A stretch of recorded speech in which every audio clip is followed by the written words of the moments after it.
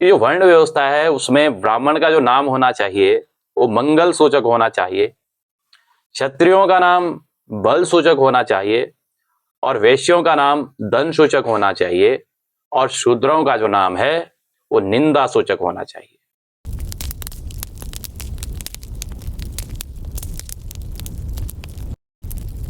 मंगलम ब्राह्मणस्य स्यात् क्षत्रियस्य बलाविन्तं वैश्यस्य धन संयुक्तम शूद्रस्य तु जुगुप्सितम जुगुप्सितम। जी हाँ, यह मंत्र है मनुस्मृति का। हालांकि ऐसे बहुत सारे मंत्र हैं जिनको मैं यहाँ पे पढ़ नहीं पाऊंगा, समय का अभाव है।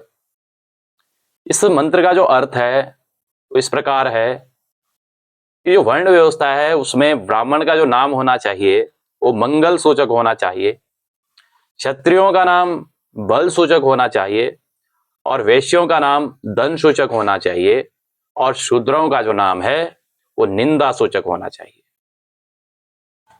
हालांकि बहुत सारे ऐसे श्लोक मनुस्मृति में पढ़े हैं जिसमें कहीं ना कहीं सामाजिक भेदभाव दृष्टिगोचर होता है, जहां एक वर्ण को विशेष अधिकार उपलब्ध कराने की बात कही गई है जबकि अन्य वर्णों को या खास तौर पर शूद्र और महिला को तुष्टीकरण की यहां पर बात की गई है। यहां पर सारे मंत्र तो नहीं पढ़ सकता हूं, फिलहाल आज मैं ये बातें क्यों कर रहा हूं, इसके पीछे का जो कारण है इस प्रकार है कि भारतवर्ष में एक ऐसे महान विभूति, ऐसे महान पुरुष हुए हैं जिनका नाम है डॉक्टर बाबा साहेब आम्बेडकर। इन्होंने आज के ही दिन 25 दिसंबर 1927 को इस गैर बराबरी वाले ग्रंथ स्मृति ग्रंथ मनुस्मृति का दहन किया। आज संपूर्ण भारत में मनुस्मृति दहन दिवस के रूप में मनाया जाता है। मनु का दंड विधान असमानता का काला कानून है। हालांकि आज भी भारत के ग्रामीण क्षेत्रों में सर्व स्वीकार है। आज भी गांवों में, पंचायतों में, सार्वजनिक कार्यों में यही विधान लागू होता रहा है। भारत का एक ही विधान है। अगर आज के दौर में देखें, स्वतंत्र भारत के दौर में देखें तो भारत का एक ही विधान है और वह है भारत का संविधान, जो समानता, स्वतंत्रता, न्याय और बंधुता की व्यवस्था करता है। आज आवश्यकता है भारत के गांवों से मनु के दंड विधान मनुस्मृति के दहन की, इसके खात्मे की। भारत के गांवों को मनुस्मृति मुक्त करने के लिए शिक्षित संविधानवादियों को बड़े स्तर पर लोगों को जागरूक करना होगा। आज की सरकार को चाहिए कि भारतीय संविधान को अक्षरशः लागू करने के लिए लोगों के बीच वैज्ञानिक दृष्टिकोण और जागरूकता कार्यक्रम आयोजित करना चाहिए। लेकिन दुख की बात है कि आज की सरकार इसके विपरीत मनुस्मृति को बढ़ावा देने वाले कार्यक्रम आयोजित कर रही है, जो इसकी निरंकुशता का पैमाना भी है। ऐसे में जागरूक बुद्धिजीवी लोग ही स्वयं पर निर्भर रहकर मनुस्मृति के खात्मे का संकल्प लें। संकल्प लें, हम वर्ण व्यवस्था को नकारते हैं, इस पर और इसके निर्माता पर थूकते हैं। हम जाति व्यवस्था को खारिज करते हैं। गैर बराबरी, असमानता और भेदभाव वाली किसी भी व्यवस्था का हिस्सा न होने और पालन न करने का संकल्प लेते हैं। मेरा उद्देश्य यहां पर किसी भी व्यक्ति की भावनाओं को ठेस पहुंचाना नहीं है, लेकिन आप इस वीडियो में आगे मैंने कुछ श्लोक इकट्ठे करे हैं, उनको लगाया है, आप उनको पढ़िए। मैंने श्लोकों के भावार्थ वहां पे अटैच करे हैं, आप उनको पढ़िए, फिर जाके मूल्यांकन करिए।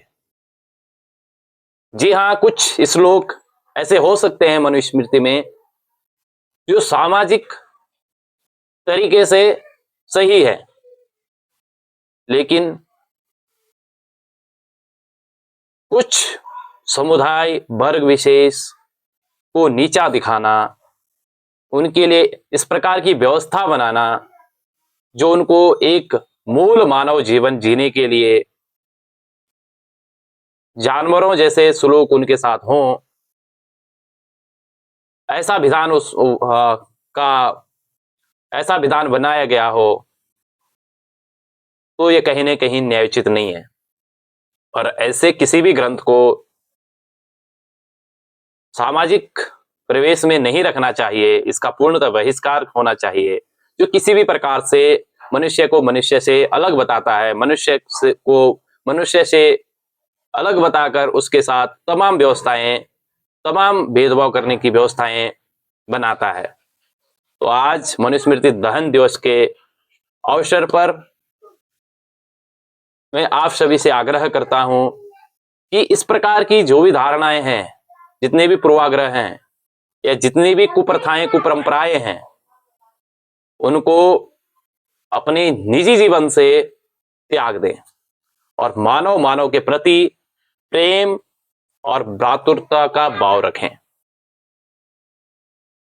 किसी भी वर्ण में पैदा होना, किसी भी जाति में पैदा होना, this is just a biological accident.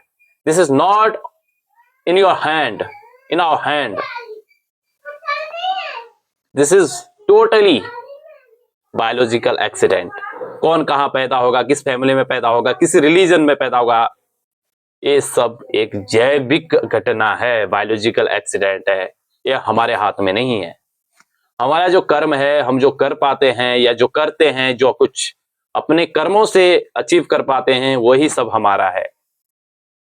पहले से जो हमें मिला, हम किस परिवार में पैदा हुए, उसका प्रिविलेज लेना, उसका इनिशिएटिव लेना कहीं न कहीं गलत है। हमारा वो है जो हम खुद करें, अपने कर्मों से अचीव करें, वो नाम ही गौरवान्वित करता है। पहले से मिला हुआ कोई विशेष अधिकार किसी भी प्रकार से गौरवान्वित नहीं करता है। हालांकि सामाजिक लेवल पे आपको बड़ा दिखा सकता है, लेकिन आत्मसंतुष्टि में मन से आपको कभी भी खुशी नहीं होगी कि मुझे ये सब पहले से प्रिविलेज मिल चुका है। खैर, हम समानतावादी लोग, संविधानवादी लोग सभी को समान मानते हैं और हमारा सबसे पहला धर्म है कि हमारी वजह से किसी को तकलीफ ना हो। तो फिर भी मैंने सिर्फ एविडेंसेस पे बोला है और मनुस्मृति में वाकई ये सारी चीजें लिखी हैं जो मैंने यहाँ पे भावार्थ के रूप में अटैच करी हैं। तो इस प्रकार का कोई भी ग्रंथ सामाजिक सौहार्द को खत्म करने वाला होता है, बिगाड़ने वाला होता है, तो ऐसे ग्रंथों को बहिष्कृत किया जाना चाहिए। ऐसी मेरी व्यक्तिगत सोच है। हालांकि मैं किसी भी धर्म विशेष, जाति विशेष, संप्रदाय विशेष या किसी भी प्रकार के आस्तिक, नास्तिक, वास्तविक जितने भी पंथों वाले लोग हैं, अपनी विचारधारा वाले लोग हैं, किसी भी इंसान के दिल को ठेस पहुंचाना मेरा उद्देश्य कतिपय भी नहीं है। मेरा उद्देश्य केवल और केवल एक समानतावादी, समतामूलक समाज की स्थापना करना है। मानव में समानता की वृद्धि करना है, भाईचारे की वृद्धि करना है। धन्यवाद। जय हिंद, जय भारत, जय उत्तराखंड। नमस्कार।